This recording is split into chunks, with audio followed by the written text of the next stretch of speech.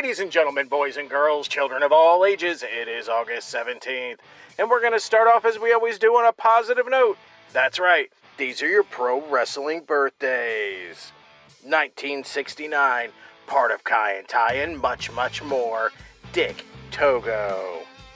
1991, part of Ring of Honor, Jenny Rose.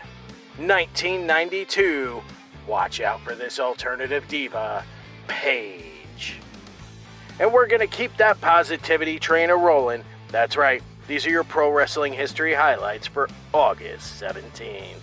Jumping in the Wayback Machine and going all the way to 1927, where we see Burt Willard defeat Jack Reynolds for the World Welterweight title in Columbus, Ohio, ending Reynolds' third reign. Leaping over the 30s and 40s to 1951, Duke Kamuka defeats Ray Gunkel in Houston, Texas for the NWA Texas Heavyweight title. 2 years later in 1953, Baron Michelle Leone defeats Danny McShane in Memphis, Tennessee to win the NWA World Junior Heavyweight title. Again, another 2-year jump to 1955, Yvonne Roberts defeats Don Leo Jonathan in Montreal, Quebec for the Montreal Athletic Commission World Heavyweight title, beginning his 15th reign. The next year in 1956, Don and Red McIntyre defeat Eddie Gossett, aka Eddie Graham, and Art Nielsen to win the Georgia NWA World Tag Team titles in Atlanta, Georgia. Sticking in 1956, Gene Kelly, aka Gene Knitsky, defeats Pepper Gomez to win the NWA Texas Heavyweight title in Houston, Texas, ending Gomez's third reign.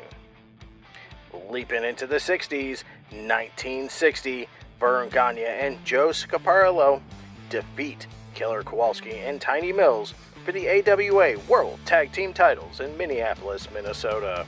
Continuing our groovy trip into the 60s, 1962, the Alaskan Jay York and Tarzan Tyler defeat Jerry and Nick Kozak in Houston, Texas to win the Texas NWA World Tag Team titles.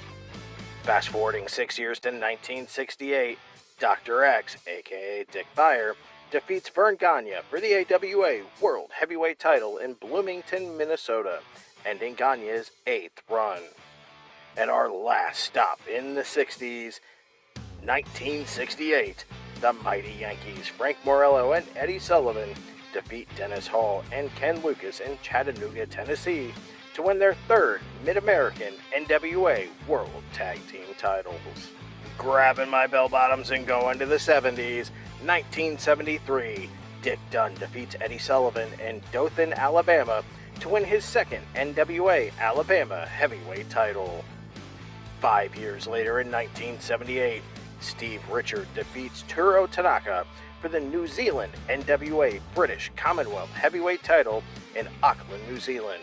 This began and ended both men's second reigns. Grabbing my boombox and going to the 80s, 1985, Eric Embry defeats Super Medico 1 for the WWC Puerto Rico Heavyweight title, ending Medico's second reign.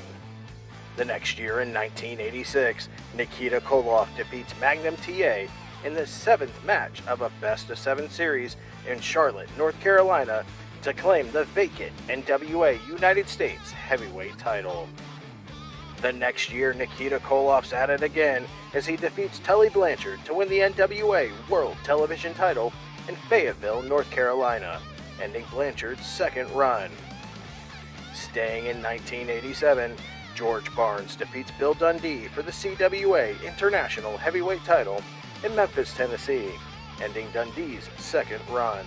Grabbing my flannel and going to the decade of grunge, 1990.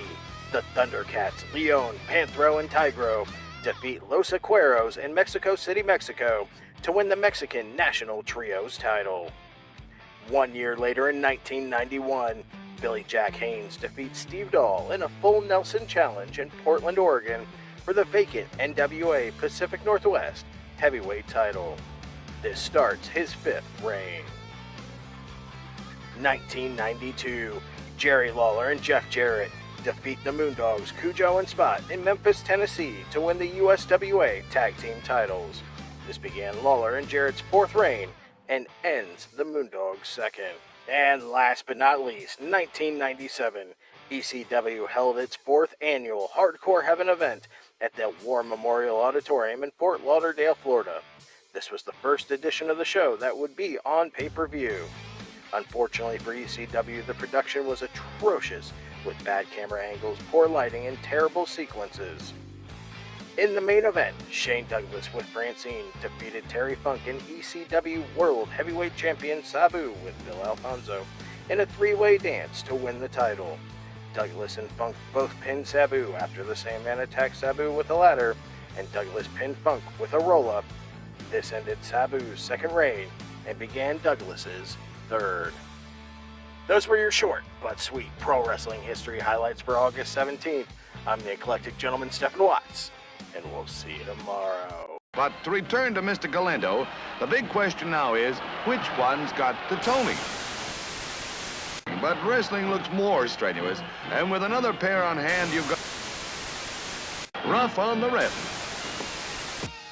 For the fans, by the fans, WFIA, the legendary wrestling fan organization that started back in 1967, is back, more interactive and better than ever. Whether you're a fan, wrestler, or promoter, join WFIA, Wrestling Fans International Association, and see what WFIA can do for you at thewfia.org. For the love of the art, the business, and the community, thewfia.org.